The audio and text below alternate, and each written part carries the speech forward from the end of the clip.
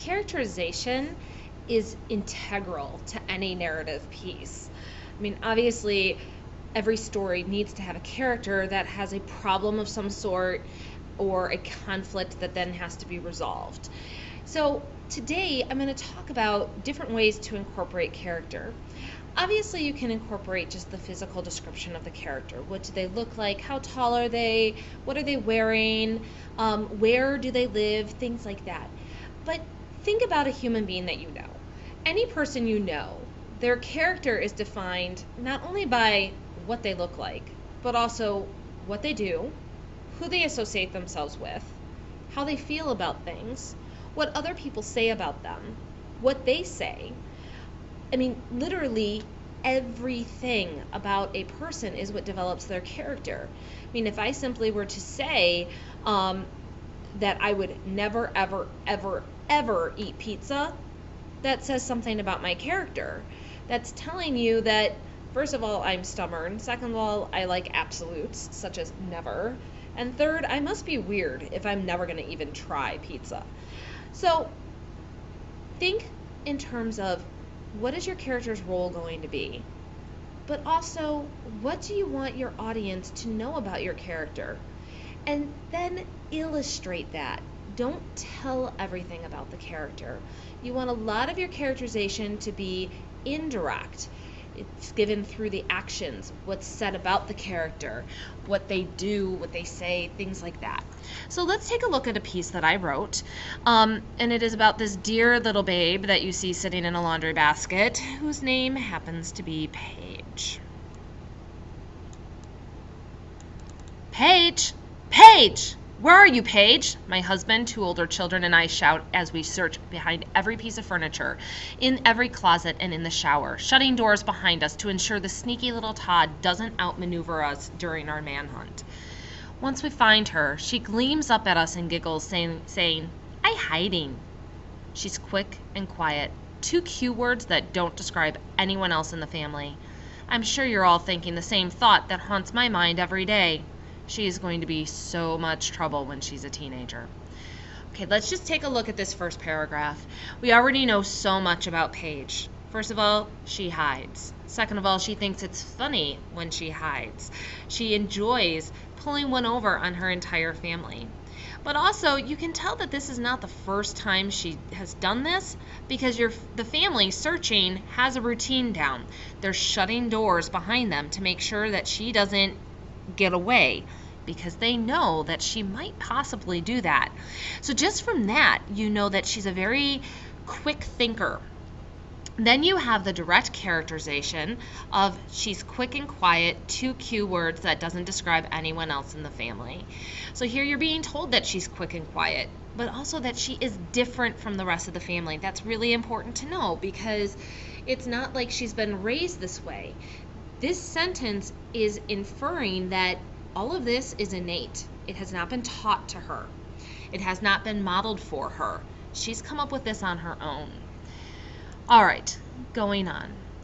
I never thought the word cunning could be used to describe a toddler, but God wanted to prove me wrong by bestowing me with the most guile of tots. So she hides. Big deal, you might be thinking. Read on, and you'll see what I mean. What's your name? We ask our loquacious tot. Baby, she shouts with glee. How do you spell your name? We inquire, knowing full well that she knows her actual name. Paige, she proudly recites. Evidence number 1. Our 25-month-old can spell her name with no cues. What's that spell? We ask, hoping to trick her into saying her name. Baby, she proclaims. Evidence number 2. She only refers to herself as Baby, even though she responds to and spells Paige. The little stinker knows exactly what she's doing, too. Last week, during dinner, she slipped and said Paige, and when she did, that I didn't say that, maybe they didn't catch it look took over her face. What did you say? Paige, she repeated, ashamedly. Evidence number 3. Caught red-handed in the act of deceit. Tonight, as I rocked her, she peacefully lay with her head nestled into the crook of my arm. I figured it was the perfect opportunity for her to confide in her mother that she does know how to say her name. Won't you just say Pagey Page for me? Slightly evil giggle. No, she replied. She wasn't fooled. Evidence number 4. Mischievous giggle when almost asleep, followed by a curt no. All right. Now, let's look at the characterization we have going on here. Okay, you've got the baby, the toddler, being referred to as cunning and guile. Okay, that's incredibly smart. It's thinking on your feet, being tricky, outsmarting others. I mean, these aren't words that are normally used to describe a toddler.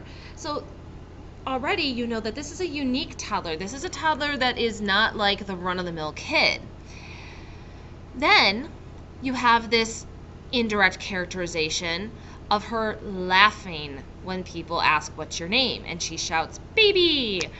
How do you spell your name? And she spells it. That right there shows that guilelessness and cunningness. She's smart enough to spell her name at the age of 2. And then, when asked what it spells, she's smart enough to respond, baby, knowing that everybody's trying to trick her into saying Paige. I mean, that's a lot of characterization of a 2-year-old without any actual telling of it. Then, you've got the fact that she's referred to as a little stinker. Parents think that she's, up to no good. And then you have the fact that she made the mistake. She slipped and said her name.